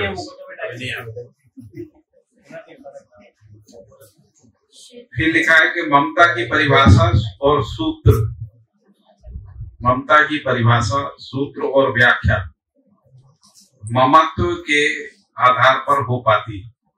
ममत्व यानी मेरापन, कोई मेरा है ना, अपना है। यह मन में होने वाली अनुभव मूलक प्रमाण के आधार पर कल्पनाशीलता यानी व्यवहारिक तरीकों को संयत कर पाता है। यह मन में होने वाली अनुभव मूलक प्रमाण के आधार पर कल्पनाशीलता को संयत कर पाता है। ममता कर पाता है सब। यह शिशु काल में यानी ममता शिशु काल में सर्वाधिक रूप में माता पिता के चरित्र में अथवा अभिभावकों के चरित्र में दिखने वाला तथ्य है। उनका सर्वाधिक कहाँ दिखता है तो उनका माता पिता सर्वाधिक दिखने वाला, और वो भी शिशु काल में। जैसे बच्चे बड़े हो जाते हैं फिर कम दिखने लगती ममता है, ऐसा है। शिशु में सर्वाधिक माता पिता के चरित्र में अथवा अभिभावकों के चरित्र में दिखने वाला तथ्य है। यह सामान्यतः प्रचलित अभिव्यक्ति है, मतलब सामान्यतः लोग इस बात को मानेंगे, ऐसा है। ऐसी मान्यताएं पूर्वानुक्रम और परानुक्रम भेद से पाई जाती है। ये जो जिसको अपन कह रहे हैं कि इस सामान्य प्रचलित अभिव्यक्ति है, ममता जो है सामान्य प्रचलित अभिव्यक्ति आसानी से पहचानने में आती है। फिर कह रहे हैं कि ये दो प्रकार से है, एक पूर्वानुक्रम से है और दूसरा परानुक्रम से। पूर्वानुक्रम से जिसको अपन कह रहे हैं अनुभव मूलक विधि से, और परानुक्रम से मतलब शरीर प्रणालियों से, शरीर मूलक प्रणाली, जिसको अपन वंशानुसंगीय संबंध कह रहे हैं, उस विधि से ममता है। और दूसरा जिसको अनुभव मूलक या जागृत मानव परंपरा के आधार, जागृति के आधार पर जो संबंध है उसमें। तो पूर्वानुक्रम पद्धति प्रणाली मानवीयता पूर्ण विचार चिंतन बोध अवधारणा और अनुभव मूलक होने के क्रम में अध्ययन गम्य है। यानी पूर्वानुक्रम पद्धति प्रणाली मानवीयता पूर्ण विचार चिंतन बोध अवधारणा और अनुभव मूलक होने के क्रम में अध्ययन गम्य है। और जो परानुक्रम है, परानुक्रम मान्यता का स्रोत शरीर, मनुष्य, जीव जगत से प्राप्त प्रेरणाओं के रूप में है। और इनमें से जितने भी प्रकार के इंद्रिय सन्निकर्ष माना जाता है उसमें भी है। जितनी भी मान्यताएं होती हैं वे सब प्रिय लाभात गुणात्मक तुलन विश्लेषण संबंधों के आधार पर संयत होना पाया जाता है। संयत होने का तात्पर्य है प्रिय हित लाभ प्रवृत्ति है न्याय धर्म सत्य संगत होने से है। पूर्वानुक्रम विधि से चिंतन समाधान और संबंध मूल्य मूल्यांकन के रूप में प्रामाणिकता के प्रभाव क्षेत्र के अनुरूप मान्यताओं को मन स्थापित कर लेता अथवा मान लेता है। पूर्वानुक्रम प्रणाली से प्राप्त मान्यताएं जीवन सहज क्रियाओं का यह भी जागृति पूर्ण क्रियाओं का प्रभाव क्षेत्र सहज प्रभावों को की स्वीकृति है। ऐसी मान्यताओं का प्रयोजन सामाजिक होना पाया जाता है। यानी जो परानुक्रम विधि से जो संबंध है वो सामाजिक नहीं हो पाता है और ये पूर्वानुक्रम विधि से जो संबंध की स्वीकृति होती है उसमें सामाजिक होना पाया। तो ऐसी ममता सामाजिकता के सूत्र वैभव और प्रयोजनों के साथ उत्सव रहती है। तो ये जो ममता माता पिता अभिभावक से शुरू होती है फिर ये सामाजिकता तक सूत्रित होती है। सामाजिकता है अखंड समाज तक है, अखंड समाज तक सूत्रित होती है। तो समझ में नहीं आया भाई, यानी ममता जो है ये दोनों प्रकार से हो सकती है या पूर्वानुक्रम और परानुक्रम ये दोनों भेद से हो सकती है। तो जैसे परानुक्रम विधि से जो ममता होती है वो वंशानुसंगीयता की सीमा तक जाती है। और वो भी कह रही है संयत अगर होना पाया गया है तो वो न्याय धर्म की दृष्टि से संयत होती है। तो वो कह रहे हैं कि ये जो इनका जो संयत होना मतलब वंशानुसंगी खत्म नहीं होता है, वो संयत हो जाता है। हाँ वो तो अच्छा हो रही है लेकिन वो न्याय धर्म सत्य के प्रकाश में ये संयत होता है, उससे के अलावा वो संयत होता है तो इस विधि से विधि से जो है ममता उसका संयत होना न्याय धर्म सत्य विधि से। और ममता जो है सभी जनरली हम देखें तो परानुक्रम से ही है। प्रचलित परंपरा में तो प्रचलित नहीं, जब तक जागृत नहीं हो तब तो परानुक्रम तो हमारे बात से परानुक्रम वाली देखने का और उसको न्याय धर्म और सत्य की रोशनी में रहने देने का इतना देखना नहीं। तो बताइए परानुक्रम विधि से जो संबंध का स्वीकृति होता है जी सब वंशानुसंगीय जो ममता होती है वो नियंत्रित संयत होती है क्योंकि वो तो बनी रहेगी ना मानव परंपरा में। मानव परंपरा में परिवार जो है वंशानुसंगीय है जिनको हम लोग परिवार कह रहे हैं। लेकिन उनमें परिवार में संबंध का जो स्वीकृति है वो पूर्वानुक्रम विधि से इसलिए वो स्वीकृत होती है। तो वंशानुगत होने के बावजूद भी पूर्वानुक्रम की स्वीकृति होने से सामाजिकता के रूप में स्वीकृत होती है और इसीलिए जिसको अपन परिवार मूलक स्वराज व्यवस्था कह रहे हैं उसका संभावना दिखता है, नहीं तो सामाजिकता में स्वीकृत नहीं होती। अभी परिवार स्वीकृत क्यों नहीं हो रहे कि अपनापन उन्होंने परिवार की सीमा तक पहचाना, अपनत्व का विकास ही नहीं हुआ, अपनेपन का जो विकास है नहीं हुआ तो ममत्व का यानी ममता का विकास नहीं हुआ। ममता रूपी जो चेतना है उसका विकास नहीं या जो मूल्य है उसका विकास नहीं। भैया यहाँ पे अपनत्व और ममत्व दोनों सेम ही कंटेक्स्ट में बोला गया है। एक ही कंटेक्स्ट में मेरा अपन अपनापन कैसे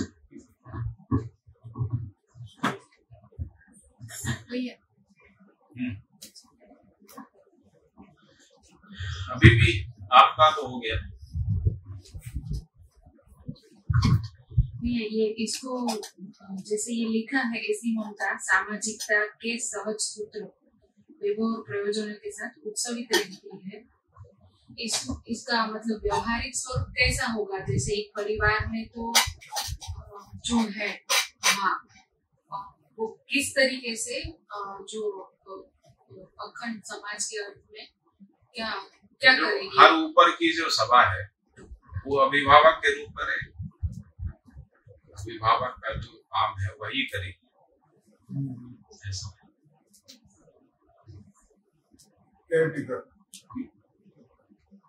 कोई और जो भी उत्पादन कार्य है विनिमय का कार्य है तो पोषण संरक्षण के अर्थ में होगा, लाभ हानि के अर्थ में नहीं होगा। इसीलिए लाभ हानि मुक्त उत्पादन विनिमय की बात हुई। जैसे अभी जो माँ है ना, देख सकते हैं मदर टेरेसा जो है उनका जो चरित्र है, उनकी ममता जो है वो सबके लिए तो थोड़ा एक पता नहीं, देखना पड़ेगा, थोड़ा डाउट है।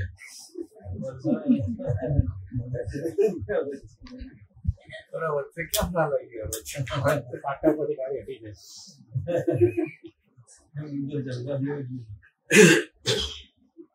ठीक है ठीक है भैया, मैंने ये नहीं कहा कि नहीं है, मैंने कहा डाउट है। आप नहीं बोलते, आपका जो है हमें समझना होता है।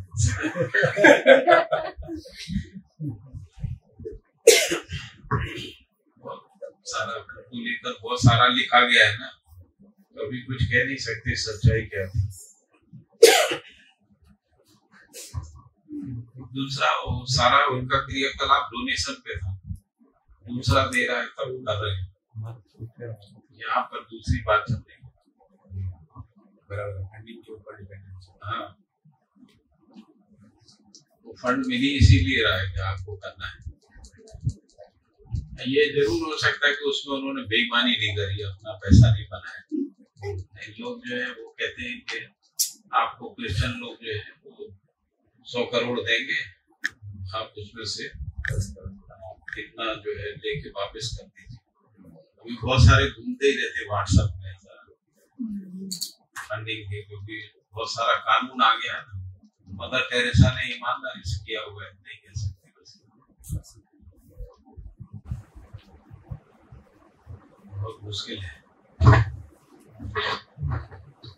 मानवीय आचरण खोजना बड़ा कठिन काम है।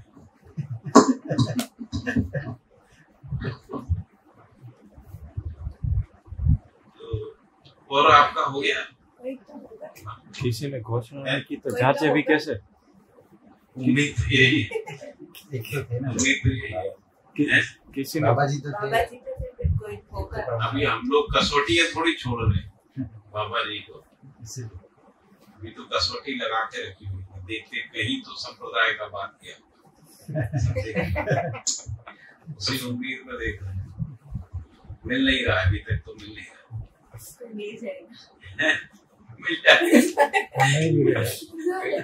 नहीं मिलना सुलभ है।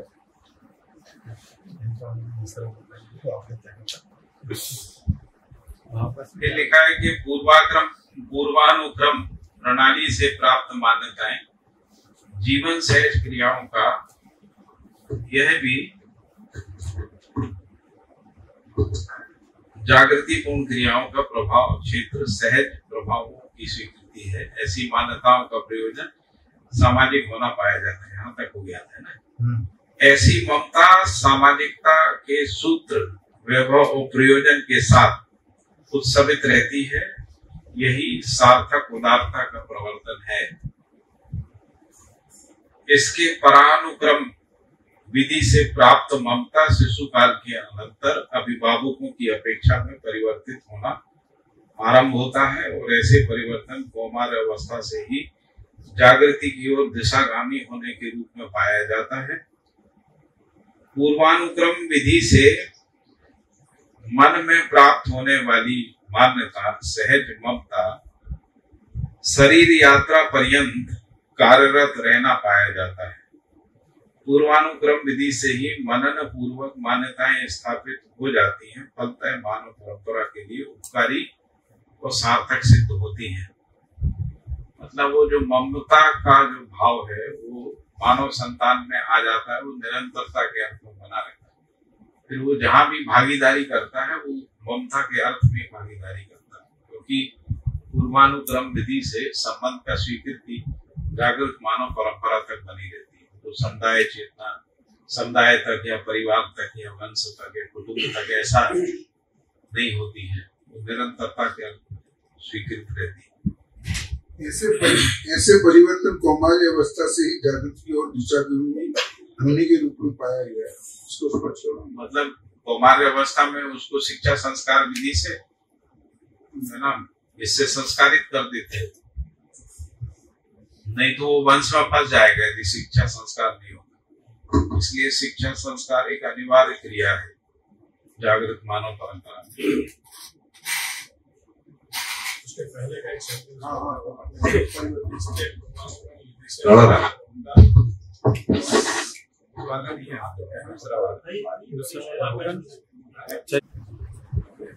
हेलो हेलो हेलो हेलो, ठीक है, आवाज आ रही है?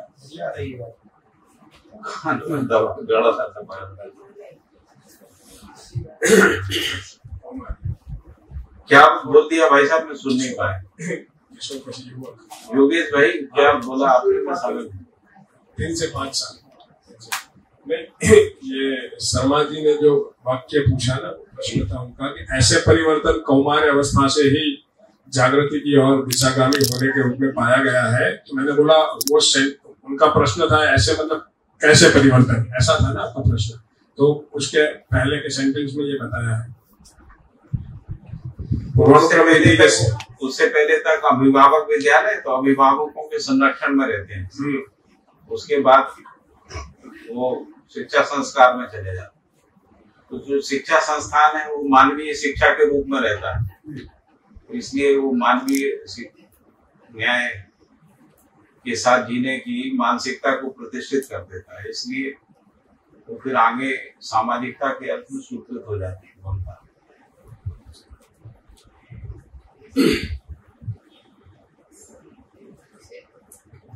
ममता अभिन्नता के अर्थ में चरितार्थ होती है।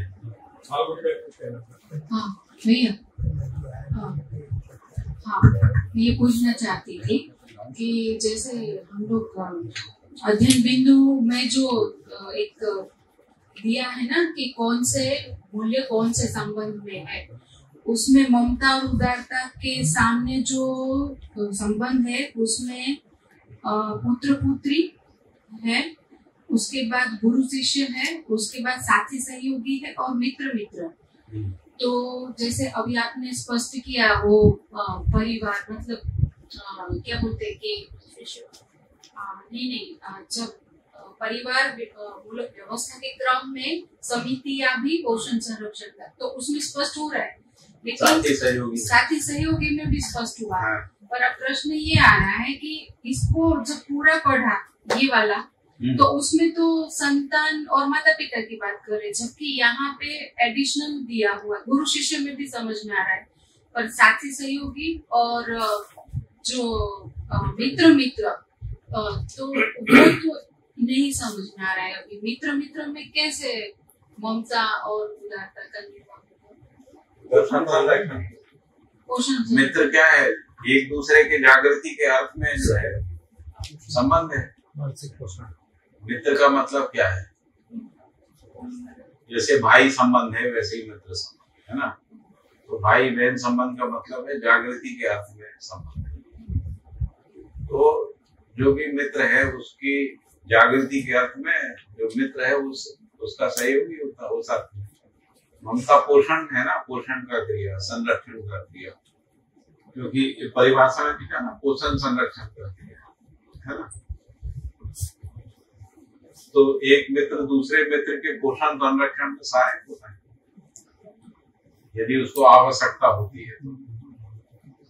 उस अर्थ में ममता ही पोषण संरक्षण की निरंतरता क्या। पोषण जो है आहार पोषण, भाषा पोषण, संस्कार पोषण, संस्कृति सभ्यता विधि पोषण, इस तरह की पोषण करते हैं। उसमें से एक आहार पोषण केवल शरीर से जुड़ता है, बाकी सभी जो है वो जागृत पूर्वानुक्रम विधि से जागृत मानव परंपरा से।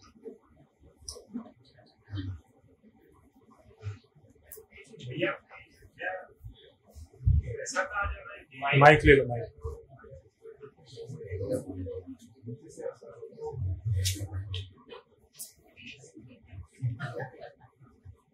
ये जो है ये पूर्वानुक्रम और परानुक्रम, तो ऐसा कहा जा रहा है कि परानुक्रम जो है वो शरीर की सीमा तक पोषण की बात कर रहे हैं और पूर्वानुक्रम संस्कार जागृति की बात कर रहे हैं, ऐसा ही कहा जा रहा है। ऐसे ही पूर्वानुक्रम मतलब आत्मा से मन तक आचरण तक है ना, और परानुक्रम में जो है शरीर से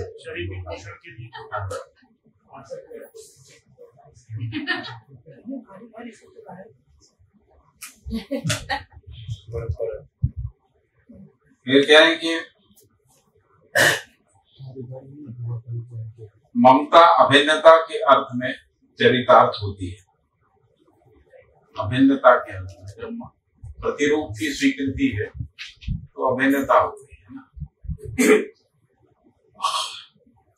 जागृति विधि से प्राप्त अभिन्नता मतलब शायद मुझे लगता है यह अनन्यता के अर्थ में अभिन्नता शब्द का प्रयोग किया गया है। अनन्यता, हाँ, वो अनन्यता को प्रेम से जोड़ा है, इसलिए ममता को अभिन्नता। हाँ, मतलब जो है थोड़ा सा भेद किया है। अच्छा, ऐसा है। हाँ। मानव जात के साथ अभिन्नता के रूप में जो है ममता को यहाँ रखा है। तो ममता पूरी हो गई तो प्रेम हो गया, है ना। तो अनन्यता से ये जो यहाँ शब्द लिखा है ना, अभिन्नता से अनन्यता। अनुभवगामी विधि में ऐसे है, लेकिन अनुभव मूलक विधि में तो वैसे ही जो अनन्यता के स्तर स्थिति में है ही। हम जो है जिस किसी के साथ जुड़ते हैं तो अभिन्नता के साथ जुड़ते हैं, वैसा भी देखा जा सकता है। हाँ, वो प्रमाणित करते हैं। प्रमाणिक मतलब जो है अनुभव मूलक स्थिति में जो है वो अनुभव मूलक में ऑलरेडी अनन्यता के भाव के साथ है। लेकिन उसमें ये लिखा है बाबा जी ने कि अनुभव मूलक और अनुभवगामी विधि जो है साक्षात्कार के बाद एक जैसी है, मतलब उसके बाद एक जैसी है, उसमें भेद नहीं है। ठीक बात। अनुभव उससे पहले तक है, क्योंकि अनुभव के बाद भी आचरण का ही अध्ययन होता है। अनुभव हो गया, सहस्तित्व की रोशनी में आचरण को देखते हैं, और अभी सहस्तित्व के प्रकाश में देखते हैं। अनुभव जो है आचरण की मीमांसा करता है अनुभव मूलक विधि से। अनुभव मूलक विधि से जो अनुभव संपन्न व्यक्ति है वो आचरण की मीमांसा करता है, और अनुभवगामी विधि में आचरण का अनुसरण करता है, अनुकरण करता है। लेकिन अनुसरण में और जो मतलब अनुभवगामी विधि से जो साक्षात्कार है और अनुभव मूलक विधि से जो चिंतन है, वैसे तो एक ही जगह, लेकिन दोनों की क्वालिटी में अंतर तो होगा। क्वालिटी में अंतर होगा तो फिर दो प्रकार की क्रिया हो गई ना, साक्षात्कार तो एक ही होगा। इसलिए तो दो नाम दिए हैं, साक्षात्कार और चिंतन। वो तो केवल विधि के लिए नाम दिए, साक्षात्कार दोनों में एक ही। अनुभव हुए पहले की स्थिति, चिंतन में भी साक्षात्कार, अनुभव होने के बाद की स्थिति, उसमें थोड़ा तो अंतर होगा।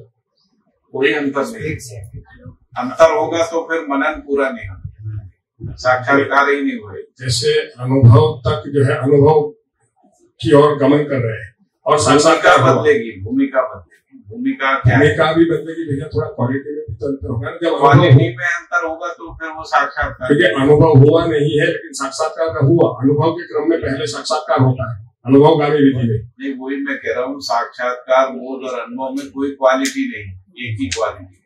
बोध यानी बोध तो नहीं है, साक्षात्कार जो है साक्षात्कार तो बोध के भी पहले की स्थिति है। तो जैसे मैं बताऊं, जैसे अवधारणा और धारणा, अवधारणा जो है उसको और प्रमाण बोध दोनों में थोड़ा अंतर तो बताया। एक तो अनुभव होने के बाद प्रमाण जो है प्रमाण बोध बोलते हैं उसको, और एक जो है अवधारणा और धारणा दो शब्द रखे हैं। तो अनुभव से पहले जो है परिपुष्ट अनुमान को अवधारणा बताया है, अनुभव होने के बाद उसी चीज को जो है धारणा बताया है। तो थोड़ा तो अंतर होगा, ऐसा मुझे जो है दिख रहा है। अंतर होगा तो बोध कैसे? अनुभव के अर्थ में बोध है, और एक जो है अनुभव को प्रमाणित करने के अर्थ। अनुभव हुआ नहीं है लेकिन अनुभव से पहले की स्थिति है, तो वो बोध नहीं है ना, क्रमिक अनुमान है। क्रमिक अनुभवगामी विधि में जो बोध है उसको क्या कहेंगे? अनुभवगामी बोध है, अनुभव विधि में बोध है, बोध ही है। बोध में कोई गुणात्मकता नहीं हो सकती ना, होगी तो फिर वो बोध नहीं है। अब केवल जो अनुमान है, जिसको अपन अनुभवगामी विधि में अवधारणा जो है वो परिपुष्ट अनुमान है। अनुमान अनुभव नहीं है, अनुमान बोध है, अनुमान है। अवधारणा और धारणा में अंतर होगा कि नहीं? बिल्कुल होगा। तो फिर अवधारणा अनुभवगामी विधि में जो बोध है उसी अवधारणा को ही तो कहते हैं। अनुभवगामी विधि में बोध की जगह पर अवधारणा बताते हैं। वो तो परिपुष्ट अनुमान है, उसी को अवधारणा कहते हैं। वो थोड़ी अवधारणा है, अनुमान है। अवधारणा कहते हैं वो जीने में प्रमाणित होती है, तब वो अवधारणा बोध है। प्रमाणित तो जब अनुभव होगा तब प्रमाणित होगी ना। अनुभव के बाद फिर प्रमाण का कार्यक्रम है। वो अनुभव का प्रमाण है। हाँ, अनुभव का प्रमाण अलग है, अवधारणा का बोध अलग है, दोनों अलग है। एक अनुभव बोध है और एक अवधारणा। अवधारणा बोध तो अनुभव के अर्थ में है, और फिर जो है अनुभव को प्रमाणित करने के अर्थ में प्रमाण बोध है। तो अनुभव के अर्थ में जो बोध है तो उसकी क्वालिटी, और फिर जो प्रमाण बोध है, अनुभव हो गया। अब अनुभव को प्रमाणित करने के अर्थ में जो कार्यक्रम बनेगा वो एक ही होंगे कि दोनों में अंतर होगा? एक ही होगा।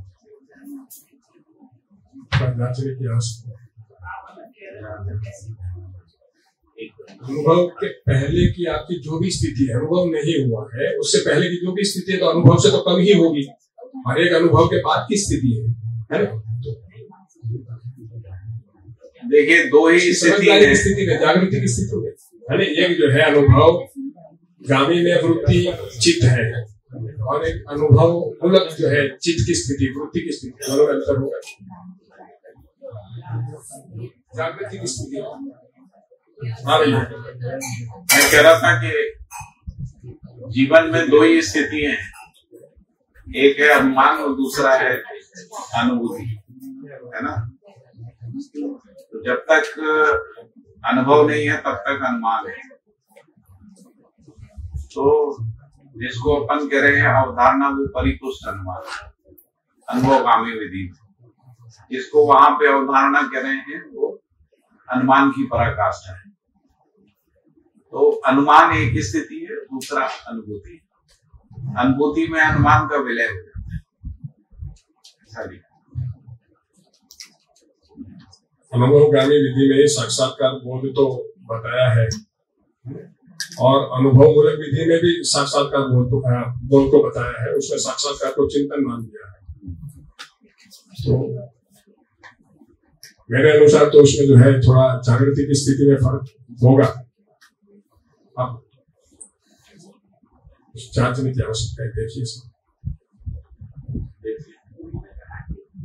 तो भैया हम आपने ऐसा कहा कि अनुभवगामी में जो बोध है वो परिपुष्ट अनुमान है, बोध नहीं अवधारणा। हाँ, अवधारणा। जैसे अभी हम लोग अध्ययन कर रहे हैं, तो यदि हमको मानवीयता पुनर्चन पूरा समझ में आ गया तो अभी बोध नहीं हुआ है, अभी केवल अवधारणा पूरी हो गई है ना। ये अवधारणा अनुमान में है। अभी जैसे हम किताब पढ़ रहे हैं मानव संचेतना मानने को, हम तो जागृत जीवन नहीं है, लेकिन अगर हमको ये पूरा समझ में आ गया, यानी अनुमान में पूरा आ गया, अनुमान में मानवीयता पुनर्चन यानी संचेतनावादी मनोविज्ञान का अवधारणा पूरा हो गया। अब इससे ज्यादा कल्पना नहीं बन रही आचरण की, इससे ज्यादा कल्पना बन नहीं पा रही। तो उसको कह रहे हैं अवधारणा पूर्ण हो गई, उसको उसी को कह रहे हैं कि अनुमान की पराकाष्ठा हो गई। इससे ज्यादा मानवीयता पूर्ण आचरण का अनुमान नहीं लगाया जा सकता, है ना।